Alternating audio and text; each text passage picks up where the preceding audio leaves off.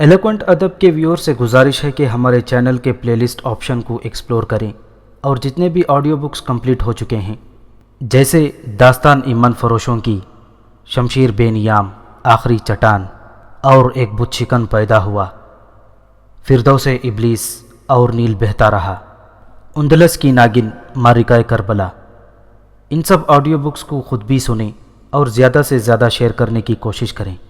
یہی ہمیں سپورٹ کرنے کا بہترین طریقہ ہے۔ جزاک اللہ۔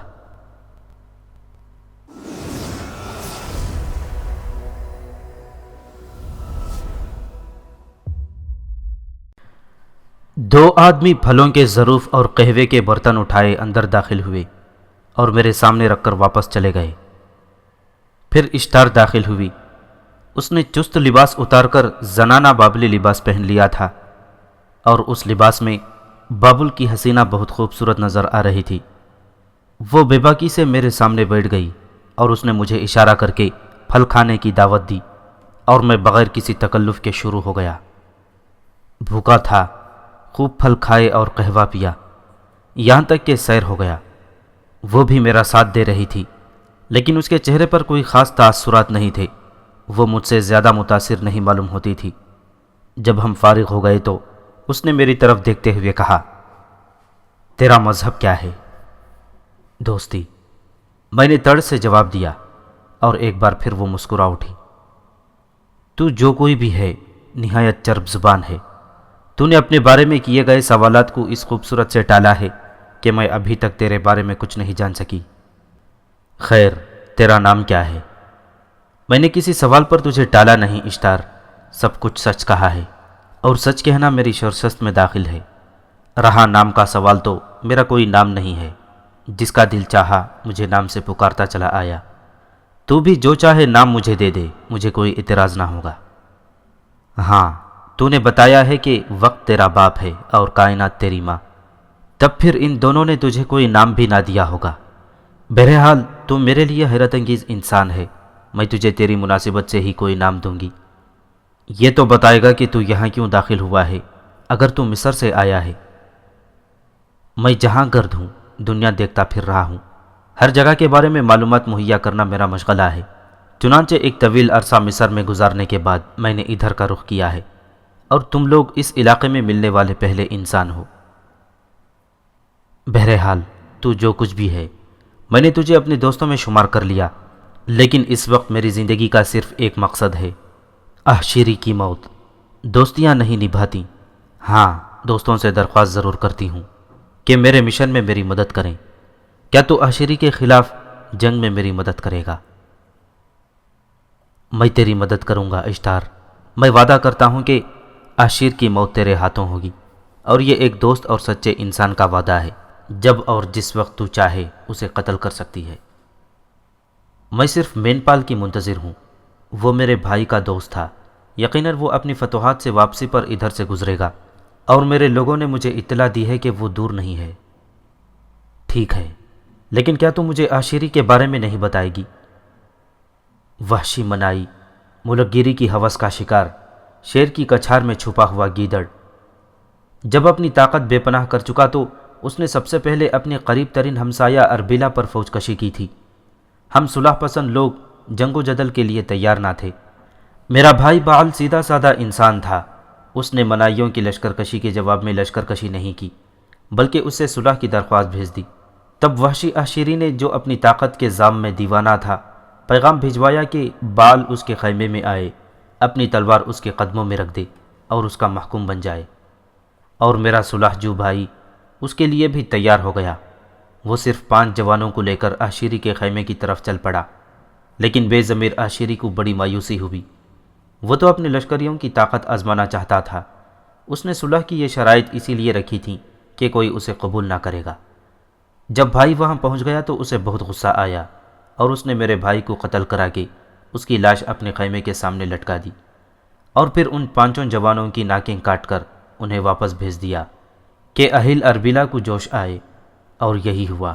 اربیلا کے جانباز آشیری کے لشکر پر ٹوٹ پڑے، لیکن آشیری کے خونخوار لشکر کے سامنے ان کی تعداد کچھ نہ تھی۔ تھوڑی دیر میں وہ ہلاک ہو گئے۔ یوں اربیلا منائیوں کے قبضے میں آ گیا۔ منائی اربیلا میں داخل ہوئے اور انہوں نے تباہی پھیلا دی۔ تب میں بچے کچے جانبازوں کو لے کر وہاں سے نکل آئی اور میں نے ان پہاڑوں کو اپنا مسکن بنا لیا۔ ہم نے یہاں چھوٹے چھوٹے قافلے لوٹنا شروع کر دیے تاکہ اسلحہ جمع کر سکیں، اور جب مین پال یہاں آئے تو اس کے ساتھ مل کر احشیری سے جنگ کریں۔ میں نے اس کی پوری داستان سنی، دلچسپ تھی، تو یہ انتقام کی دیوانی حسینہ تھی۔ بہرحال اس کے ساتھ بھی ظلم ہوا تھا اور احشیری کو اس کے کیے کی سزا ملنی ہی چاہیے تھی۔ وہ خاموش ہو گئی، اس کا چہرہ پھر انتقام کی آگ سے تپنے لگا تھا۔ بہرحال میں نے فیصلہ کر لیا کہ اس لڑکی کی مدد کروں گا، اور بابل کی سرزمین میں میرا تعارف بھی تو ضروری تھا۔ چنانچہ پروفیسر، میں بھی لڑکی کے ساتھی کی حیثیت سے انہی غاروں میں فرد و کش رہا۔ حالانکہ وہ میری حیثیت نہیں پہچانتے تھے۔ اگر وہ میری حیثیت پہچان لیتے تو پھر میرے سامنے کس کا چراغ جلتا، لیکن میں خود انہیں کچھ نہیں بتانا چاہتا تھا۔ نہ ہی میں نے اس سے قبل ایسا کیا تھا، اور نہ ہی پروفیسر۔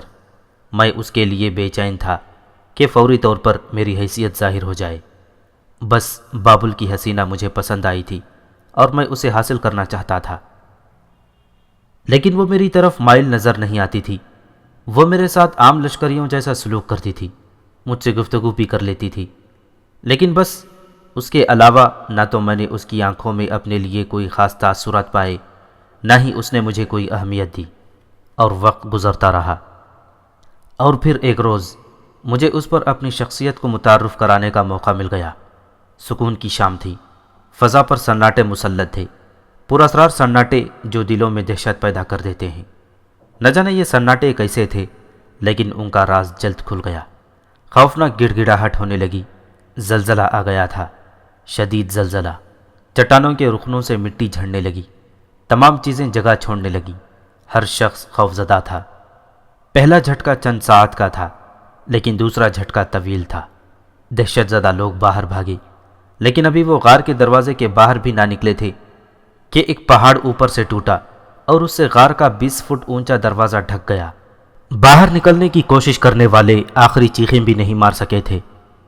ایسے وقت میں نے اشتار کا چہرہ دیکھا اور مجھے وہ لڑکی بے حد دلچسپ معلوم ہوئی۔ اس کی کیفیت رسیوں سے جکڑے ہوئے چیتے کی مانند تھی۔ اس کی آنکھوں میں خوف نہ تھا، جبڑے پھینچے ہوئے تھے جیسے وہ طوفان سے لڑنا جانتی ہو۔ زلزلہ ختم ہو گیا، چیخنے والے خاموش ہو گئے، ان کے چہرے موت کے خوف سے زرد تھے۔ وہ جانتے تھے کہ اگر زلزلہ تیسری بار آ گیا تو پھر ان کی زندگی محال ہے، لیکن حواس بحال ہونے کے بعد انہیں احساس ہوا کہ ان کی زندگی تو اب بھی خطرے میں پڑ گئی ہے۔ وہ عظیم چٹان جس نے غار کا دہانہ ڈھک دیا تھا، اسے توڑنا یا ہٹانا کوئی معمولی بات نہیں تھی، جبکہ وہ کچھ اس طرح غار کے منہ پر آ ڈھکی تھی کہ راستے مسدود ہونے کے ساتھ ہوا کا داخلہ بھی بند ہو گیا تھا۔ غار اگر بے پناہ کشادہ نہ ہوتے تو شاید چند منٹ میں موت کا سبب بن جاتے، لیکن تازہ ہوا کا نہ آنا چند گھنٹوں کے بعد موت لا سکتا تھا۔ چند منٹوں کے بعد ہی اس خوفناک صورتحال کا سب کو احساس ہو گیا۔ اشتار غار کے دہانے پر چٹانے کے رخنے تلاش کرنے لگی جہاں سے چٹان کو توڑنے میں آسانی ہو، لیکن چٹان غار کے دہانے سے کافی بڑی تھی، اس لیے کوئی رخنہ نہ مل سکا۔ اندر ہوا کم ہوتی جا رہی تھی اور سانس بھاری ہونے لگی تھی۔ تب ایسی کوئی کمزور جگہ تلاش کی جانے لگی جہاں سے کھدائی کر کے ہوا اندر لائی جا سکے، لیکن ایسی کوئی جگہ بھی دستیاب نہ ہوئی۔ تو اشتار سخت پریشان ہو گئی۔ پھر ایک اونچے پتھر پر کھڑے ہو کر اس نے پریشان حالوں سے کہا، ہماری زندگی کا ایک مشن تھا جسے پورا کرنے کے لیے ہم نے زندگی کی بازی لگا دی تھی۔ اگر دیوتاؤں کو احشیری کی شکست منظور نہیں ہے تو ہماری کوئی کوشش کامیاب نہیں ہو سکتی۔ ہم موت کے آرزومند تھے کیونکہ ہم بے گھر اور بے وطن ہیں، لیکن یہ موت اگر احشیری کے لشکر کو تباہ کرتے وقت آتی تو کامیاب موت تھی۔ بہر صورت زندگی کے لیے موت سے جنگ کرنا ضروری ہے تاکہ مرنے کے بعد ہم کاہلوں میں شمار ہو کر دیوتاؤں کے حضور نہ شرمائیں۔ اس لیے اپنے وزنی ہتھیار سنبھالو اور چٹان توڑنے کی کوشش کرو۔ گہری گہری سانسیں لینے والے وزنی ہتھیار لے کر چٹان پر ٹوٹ پڑے، لیکن اسے چٹان کہنا اس کی توہین تھی۔ وہ تو پہاڑ تھا جو نیچے آ گرا تھا۔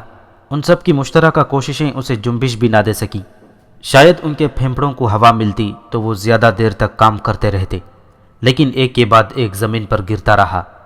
اشتار بھی محنت کرنے والوں میں شامل تھی اور اس کی حالت بھی خراب ہوتی جا رہی تھی، لیکن صرف میں تھا جو اطمینان سے ایک پتھر پر بیٹھا ان کی کوششیں دیکھ رہا تھا۔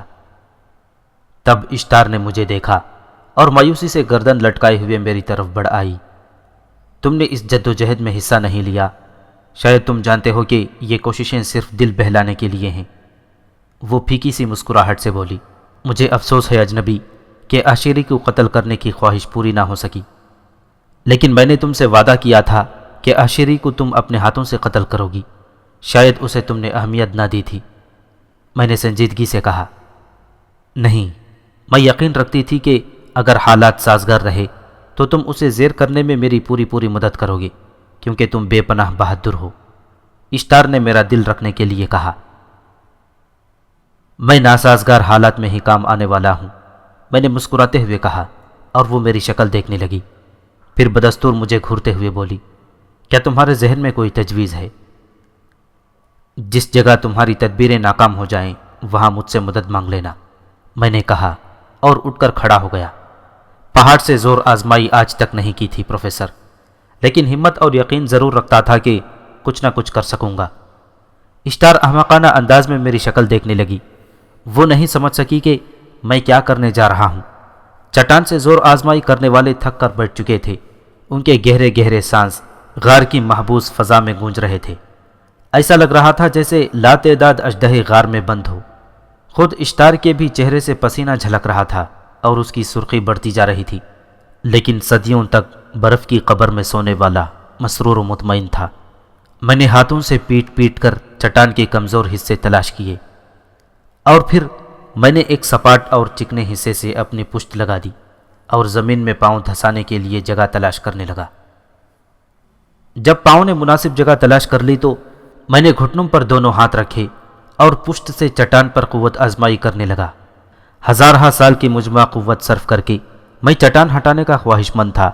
اشتار اور دوسرے لوگ میری طرف دیکھ رہے تھے، ان کی سمجھ میں نہیں آ رہا تھا کہ میں کیا کر رہا ہوں۔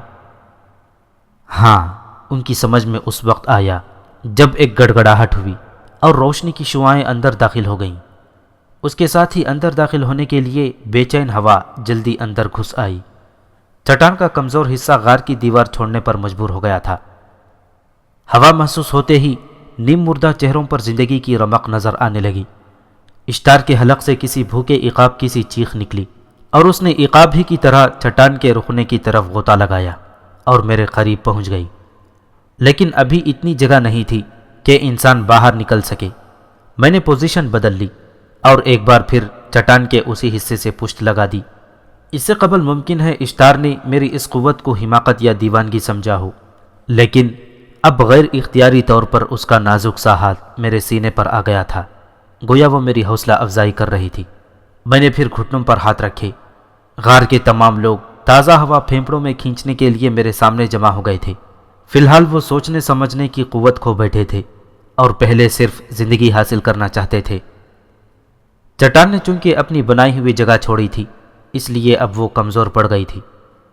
اس بار وہ مسلسل پیچھے ہٹتی چلی گئی، گو اس میں کافی قوت صرف کرنا پڑی تھی، اور پتھریلی زمین میں میرے پیروں کے گھڑے تقریباً 4-4-5-5 انچ گہرے ہو گئے تھے، لیکن بہرحال چٹان کسی دروازے کی طرح کھل گئی اور اب اس میں اتنی جگہ بن گئی کہ 3-4 آدمی بیک وقت نکل سکیں۔ میں نے اشتار کا ہاتھ پکڑا اور رکنے سے باہر نکل آیا، پھر میں جلدی سے ایک طرف ہٹ گیا۔ ہلہ مار کر نکلنے والے چیختے چلاتے باہر آ رہے تھے، انہیں ایک لمحے کی تاب نہیں تھی، لیکن اشتار وہ میری طرف دیکھ رہی تھی عجیب نگاہوں سے۔ پھر اس نے میرے دونوں ہاتھ پکڑے اور سرگوشی کے انداز میں بولی، کیا میں نے تمہیں پہچاننے میں غلطی کی ہے؟ کیا در حقیقت تم دیوتا ہو؟ نہیں اشتار، دوسروں کی طرح مت سوچو۔ میں سوچنے والوں کے اس انداز سے تنگ آ گیا ہوں، کچھ نیاپن چاہتا ہوں، مجھے وہی سمجھو جو اب تک سمجھتی رہی ہو۔ میں دیوتا نہیں ہوں۔ نہیں، تم انسان بھی نہیں ہو۔ انسان تو وہ ہیں جو اپنی اجتماعی قوت صرف کرنے کے بعد اسے جنبش بھی نہ دے سکے۔ میں نے تم سے کہا تھا کہ عاشیری اپنے بھائی کے قاتل کو تم اپنے ہاتھوں سے قتل کرو گی، اور تم یقین کر لو اس واقعے سے جو ابھی پیش آیا ہے کہ میں نے جو کچھ کہا ہے وہی ہوگا۔ مجھے یقین ہے، اشتار نے سر جھکا کر کہا، اور پھر بولی، لیکن اس کے باوجود میں تمہیں انسان سمجھنے کے لیے تیار نہیں ہوں۔ چلو یہ جھگڑا بعد میں طے کر لیں گے، پہلے اپنے ساتھیوں کی خبر لو، اپنا سامان غار سے نکالو۔ ممکن ہے زلزلے کے بعد یہ غار مخدوش ہو چکے ہیں اور کسی بھی وقت انسانوں کا مدفن بن جائیں گے۔ ہم ان پر بھروسہ نہیں کر سکتے، تا وقت یہ کہ ان کی خوب دیکھ بھال نہ کر لی جائے۔ تمہارا خیال درست ہے، اشتار نے بھاری چٹان کو گھورتے ہوئے کہا۔ یہ لوگ ٹھنڈی اور تازہ ہوا سے اپنے پھیپھڑے درست کر لیں تو میں انہیں دوسرا حکم دوں۔ غار کا ایک ایک فرد باہر نکل آیا تھا اور وہ تھکے ہوئے بیل کے مانند زمین پر اوندھے پڑے، ہاتھ ٹیکے گہری گہری سانسیں لے رہے تھے۔ میں ایک پتھر پر بیٹھ گیا۔ اشتار اب بھی چور نگاہوں سے میری طرف دیکھ لیتی تھی۔ میری سانسیں بھی اعتدال پر تھی اور اس قدر قوت آزمائی کے باوجود میری حالت میں کوئی تغیر نہیں تھا۔ اس بات پر اسے شدید حیرت ہوئی۔ رفتہ رفتہ لوگ اعتدال پر آ گئے۔ چٹان کے نیچے دبے ہوئے لوگوں کا خون رخنوں سے باہر آ رہا تھا، لیکن ان لوگوں کی لاشوں کو اب نکالنے کا سوال ہی پیدا نہیں ہوتا۔ مرنے والے مر گئے، اب ان کی فکر بیکار تھی، چنانچہ ان کی طرف کسی نے توجہ بھی نہیں دی۔ اور پھر اشتار نے ان لوگوں کو سامان باہر لانے کا حکم دیا۔ تمام لوگ مصروف ہو گئے اور سامان باہر آنے لگا۔ میں بھی اشتار سے اجازت لے کر اندر آ گیا تھا۔ گھوڑے وغیرہ بھی جمع کر لیے گئے تھے۔ میں نے اشتار کے ساتھیوں کا اندازہ کیا، تھوڑے ہی لوگ کام آئے تھے۔ بہرحال اب وہ اشتار کے دوسرے حکم کا انتظار کر رہے تھے۔ اس زلزلے نے ہمارا کھیل بگاڑ دیا۔ ان علاقوں میں ان غاروں سے عمدہ جگہ اور کوئی نہیں تھی۔ اب ہمیں نئے ٹھکانے تلاش کرنے پڑیں گے۔ کیوں نہ ہمارا ٹھکانہ منائیوں کا شہر ہو، میں نے کہا، اور اشتار چونک کر مجھے دیکھنے لگی۔ پھر اس نے حیرت سے کہا، مین پال کے بغیر یہ کیسے ممکن ہے؟ اس نے پوچھا، اور میں خاموش ہو گیا۔ بات ٹھیک ہی تھی۔ میں عشیری کے لشکر میں زیادہ سے زیادہ لوگوں کو قتل کر سکتا تھا، لیکن وہ بھی ہاتھ پاؤں رکھتے ہوں گے۔ وہ اشتار کے ساتھیوں کو قتل کریں گے، اور ممکن ہے اشتار کے ساتھی ان کے ایک بھی حملے کی تاب نہ لا سکیں۔ اس لیے پوری ذمہ داری میں کیوں قبول کروں؟ سامان گھوڑوں پر بار کر دیا گیا اور ہم نوکیلی چٹانوں کی دوسری طرف نئے راستے پر چل پڑے۔ اشتار خوفزدہ تو نہیں، البتہ پریشان ضرور تھی۔ وہ مجھ سے بہت متاثر تھی اور اس کا گھوڑا میرے گھوڑے کے ساتھ ساتھ چل رہا تھا۔ راستے میں وہ کہنے لگی، ہمیں کوئی مناسب جگہ ضرور تلاش کرنی ہوگی۔ میرا لشکر ابھی کسی بڑے لشکر سے جنگ کرنے کی قوت نہیں رکھتا۔ اس کے علاوہ زلزلے نے ہمیں توقع سے زیادہ نقصان پہنچایا ہے۔ کیا ان علاقوں میں عشیری کے لوگ گشت کرتے ہیں؟ میں نے پوچھا۔ بات صرف عشیری کی نہیں ہے، دوسرے لوگوں کا سامنا بھی ہو سکتا ہے۔ بابل کا شیرازہ منتشر ہے۔ ہر شخص ہی اپنی سلطنت وسیع کرنا چاہتا ہے، اور اس کے لیے اس نے طے کر رکھا ہے کہ کمزور قوتوں کو مجتمع نہ ہونے دیں۔ اس لیے کوئی بھی لشکر کسی بھی وقت ادھر گزرتے ہوئے حملہ آور ہو سکتا ہے۔ اس لیے یہ بہت آسان بات ہوگی کہ تھوڑے سے لوگوں کو قتل کر دے۔ فکر مت کرو، یہ بات آسان نہ ہوگی، میں نے کہا۔ میں تمہارے بارے میں تم سے اس وقت تک نہ پوچھوں گی جب تک تم خود نہ بتاؤ گے، اشتار نے کہا۔ میں نے کوئی خاص بات تم سے نہیں چھپائی ہے، میں نے کہا۔ تمہاری بے پناہ طاقت کا کیا راز ہے؟ راز شاید کچھ نہیں ہے۔ میں تمہاری زمین پر اجنبی ہوں، لیکن میں یہاں قیام کروں گا، اور میرا خیال ہے تم مجھ سے بخوبی واقف ہو جاؤ گے۔ تمہارے چمکدار جسم اور لافانی حسن کا کیا راز ہے؟ اشتار نے دوبارہ پوچھا۔ تمہارا حسن نظر اور کچھ نہیں، میں نے مسکرا کر کہا، اور وہ گہری سانس لے کر میری طرف دیکھنے لگی۔ پھر اس نے آہستہ سے کہا، تمہارے ساتھ کوئی عورت نہیں ہے؟ اس وقت تو تم ہو۔ میرا خیال ہے کہ تم ایک حسین اور پرکشش عورت ہو، میں نے موقع سے فائدہ اٹھاتے ہوئے کہا، اور اس کے چہرے پر اداسی پھیل گئی۔ اس نے ایک گہری سانس لے کر کہا، میں اپنے بھائی کی موت کے بعد خود کو عورت سمجھنا چھوڑ دیا ہے۔ اب تو میں صرف انتقام ہوں۔ اگر انتقام لینے میں کامیاب ہو گئی تو شاید پھر کبھی عورت بن جاؤں، اور اگر ماری گئی تو مجھے کوئی دکھ نہ ہوگا۔ میں پیشن گوئی کرتا ہوں کہ عشیری تمہارے ہاتھوں مارا جائے گا، میں نے کہا۔ اگر ایسا ہو سکا تو وہ کچھ کہتے کہتے رک گئی۔ پھر اس نے عجیب نگاہوں سے میری طرف دیکھا اور اداس لہجے میں بولی، لیکن تمہیں تو میرے اوپر بھروسہ نہیں ہے۔ کیوں؟ یہ اندازہ کیوں کر قائم کیا تم نے؟ میں نے پوچھا۔ اس لیے کہ میں ابھی تک تمہارے نام، تمہاری حیثیت سے ہی ناواقف ہوں۔ میرا نام، میری حیثیت، اس کے بارے میں تمہیں بتا چکا ہوں اور مزید کچھ نہیں بتا سکتا۔ میں تم لوگوں سے مختلف ہوں۔ میں وہ قوتیں رکھتا ہوں جو تم نہیں رکھتے۔ لوگ مجھے بہت سے نام دیتے رہتے ہیں، پر میں نے ان کی مرضی پر چھوڑ دیا ہے۔ میں خود اپنا نام کا تعین نہیں کر سکا اور نہ آئندہ کر سکتا ہوں۔ ہاں، میں عام حالات میں ایک عام انسان ہوں۔ میری خصوصیات، میری ضروریات انسانوں جیسی ہی ہیں۔ بہرحال میں تمہیں مجبور بھی نہیں کروں گی، اس نے کہا اور خاموش ہو گئی۔ لوہا نرم تھا، پگھل ہی جائے گا، پہلے اس کا کام ہو جائے۔ میں نے دل ہی دل میں سوچا اور خاموشی سے اس کے ساتھ سفر کرتا رہا۔ اس نے ایک بلند پہاڑ منتخب کیا تھا جس کے بارے میں راستے میں اس نے کہا، جب تک ہمیں غار نہیں ملتے قیام کے لیے کوئی بلند مقام مناسب ہوگا، کیونکہ وہاں سے دشمن پر نگاہ رکھی جا سکتی ہے۔ میں نے اس کے خیال کی تردید کر دی تھی۔ سورج کے غروب ہونے تک ہم پہاڑ کی چوٹی پر پہنچ گئے۔ برف سے محفوظ پہاڑ نہایت مناسب قیام گاہ تھا۔ وہاں گھوڑوں کے لیے سبز گھاس بھی موجود تھی اور دوسری چوٹی سے گزرتا ہوا چشمہ بھی، جو ایک آبشار کی شکل میں دوسری طرف وادی میں گرتا تھا۔ مجھے یہ مقام بہت پسند آیا۔ گھوڑے کھول دیے گئے، سامان اتار کر سلیقے سے رکھا گیا اور پھر لوگ مختلف تیاریوں میں مشغول ہو گئے۔ پورا دن بغیر کھائے پیے گزر گیا تھا، چنانچہ وہ سبز گھاس پر نظر آنے والے ہر جانور کو شکار کرنے لگے اور پھر خوراک تیار ہو گئی۔ میرے لیے بھی چند پرندے آگ پر سینکے ہوئے آئے اور میں نے انہیں کھا لیا۔ اور پھر رات میں نے ایک ہموار چٹان پر گزاری۔ اشتار نے بھی اپنے لیے کوئی جگہ منتخب کر لی تھی۔ دوسری صبح ہی اس سے ملاقات ہو سکی۔ وہ اسی چست لباس میں ملبوس تھی اور کافی چاق و چوبند نظر آ رہی تھی۔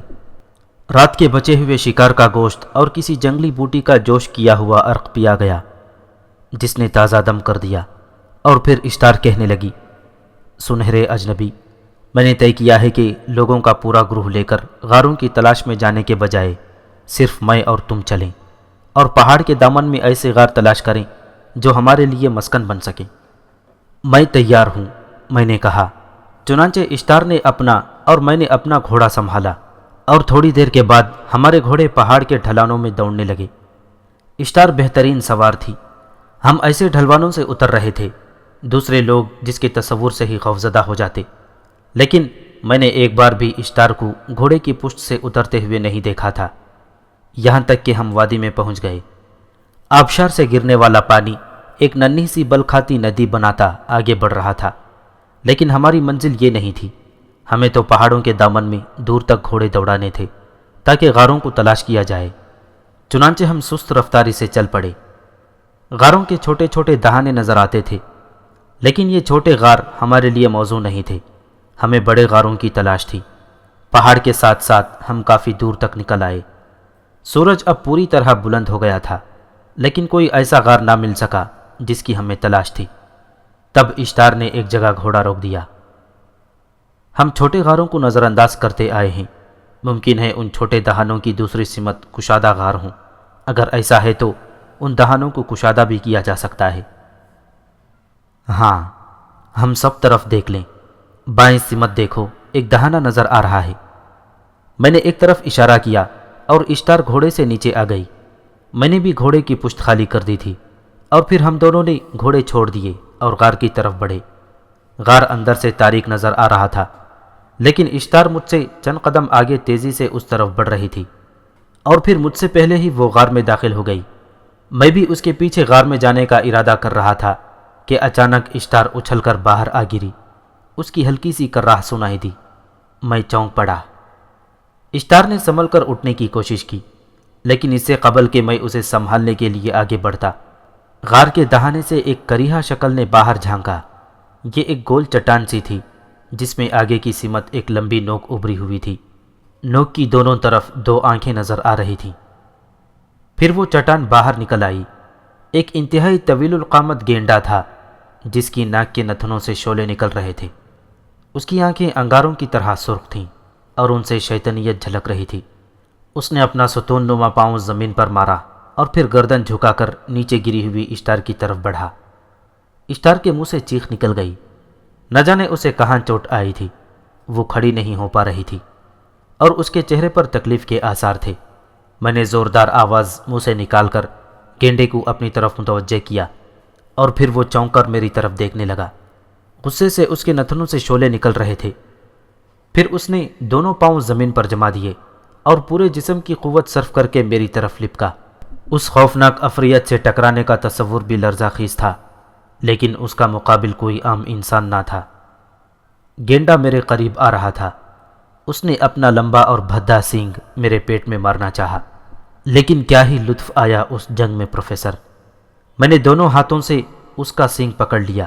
اس نے اپنی موٹی گردن پیچھے کھینچ کر اپنا سینگ میری گرفت سے چھڑانا چاہا اور بہت ناز تھا اسے اپنی قوت پر، لیکن وہ مجھے جنبش بھی نہ دے سکا اور اب میری باری تھی۔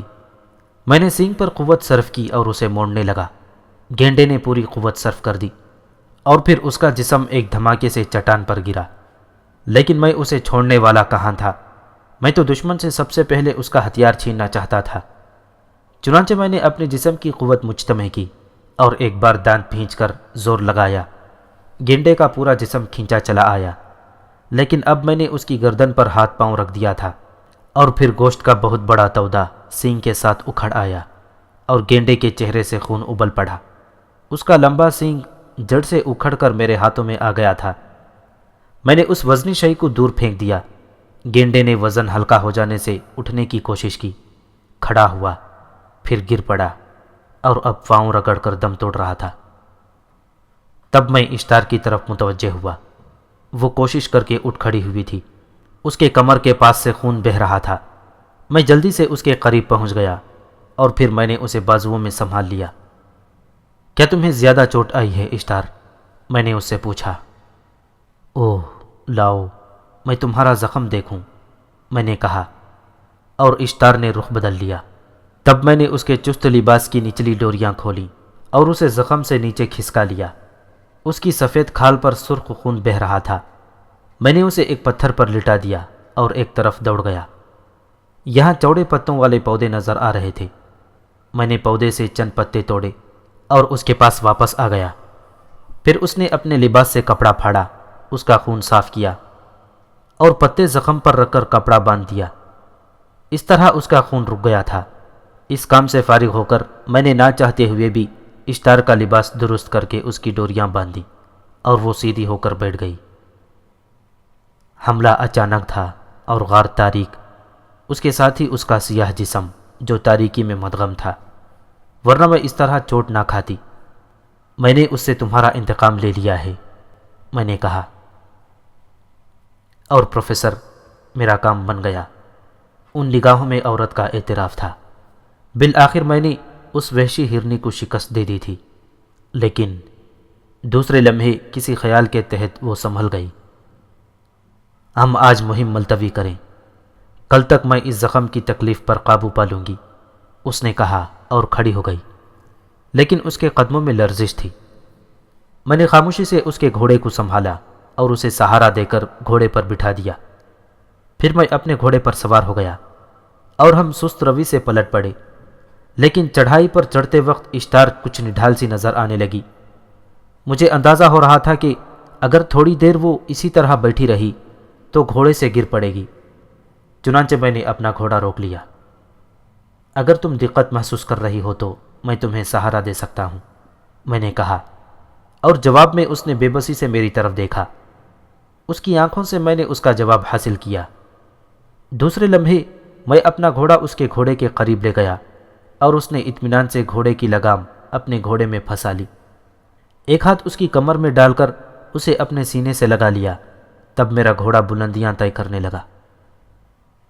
اس کے پورے بدن کا بوجھ میرے سینے پر تھا، لیکن میں اس کے چہرے کے تاثرات نہیں دیکھ سکتا تھا۔ بہرحال سست لیکن بے حد پر لطف۔ سفر طے کرنے کے بعد ہم اوپر پہنچ گئے اور اشتار کے غلام دوڑ پڑے۔ آرام سے لیٹنے کے بعد اشتار نے میرا شکر ادا کیا۔ اس کے چہرے کی سختی بالکل غائب ہو گئی تھی اور اب وہ نرم نظر آ رہی تھی۔ دوسرا دن اور پھر تیسرا دن بھی اسی پہاڑ پر گزر گیا۔ شکار بکثرت تھا، پانی بھی موجود تھا، کوئی اضطراب نہیں تھا۔ اسٹار کا زخم پوری طرح تو بھرا نہیں تھا، لیکن وہ اچھی طرح اٹھ کر چلنے پھرنے لگی تھی۔ یہاں تک کہ چوتھا روز بھی گزر گیا۔ پانچویں دن جب سورج بلندی پر پہنچ چکا تو میدانوں پر نگاہ رکھنے والوں نے اچانک چیخنا شروع کر دیا۔ اسٹار جو ایک پتھر پر خاموش بیٹھی کچھ سوچ رہی تھی، چونک پڑی اور پھر وہ دوڑتی ہوئی چیخنے والوں کے قریب پہنچ گئی، لیکن ان سے کچھ پوچھنے کی ضرورت محسوس نہیں کی، کیونکہ ہتھیاروں میں غرق سپاہیوں کے ایک عظیم لشکر کو وہ بھی دیکھ سکتی تھی۔ میں بھی اس کے قریب پہنچ گیا۔ تب میں نے بھی اس لشکر کو دیکھا۔ بے شک مصریوں کے مقابلے میں یہ لشکر زیادہ مضبوط اور عمدہ سامان حرب سے آراستہ معلوم ہوتا تھا۔ اس کے جوان بھی تندرست و توانا تھے اور گھوڑے بھی خوب تھے۔ لشکر صفیں بنائے راستے طے کر رہا تھا۔ کاش میں اس کے سردار کو یہاں سے دیکھ سکتی۔ کیوں، تم خطرہ محسوس کر رہی ہو؟ اگر وہ دشمن ہیں تو یقیناً ہم خطرے میں ہیں، کیونکہ ان کی تعداد تم دیکھ رہے ہو، اور اگر وہ مین پال ہے تو مگر میں اسے قریب سے کیسے دیکھوں؟ یہ کام تم میرے سپرد کر دو، میں نے کہا۔ تم؟ اس نے چونک کر میری طرف دیکھا اور پھر وہ گردن ہلاتے ہوئے بولی، ہاں، تم وہ سب کچھ کرنے والوں میں سے ہو جو دوسرے نہیں کر سکتے، لیکن تم کیا کرو گے؟ میں ان کے پاس جا کر ان کے بارے میں معلومات حاصل کروں گا۔ اگر وہ مین پال ہے تو میں اسے تمہارے بارے میں اطلاع دے دوں گا، اور اگر تمہارا کوئی دشمن ہے تو اسے دھوکہ دے کر آگے بڑھ جاؤں گا، اور پھر ایک طویل فاصلہ طے کر کے واپس آ جاؤں گا۔ اشتار میری طرف دیکھنے لگی، پھر اس نے گردن ہلاتے ہوئے کہا، ٹھیک ہے، تاہم میں اپنے لوگوں کو یہاں رکھوں گی تاکہ اگر مقابلہ کرنا پڑے تو ہم گیدڑ کی موت نہ مارے جائیں۔